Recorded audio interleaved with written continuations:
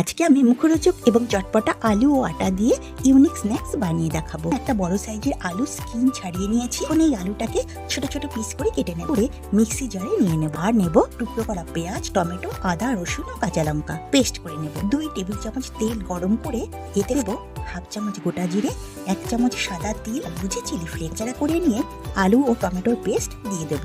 আর দেব স্বাদ মতো লবণ, হলুদ গুঁড়ো, একটু কষিয়ে নেব। ঠিক এই পর্যায়ে দেব 2 কাপ জল। এখন দেব 1 কাপ আটা। ভালোভাবে সবকিছু মিশিয়ে নেব। এবারে দেব হাফ চামচ চিনি।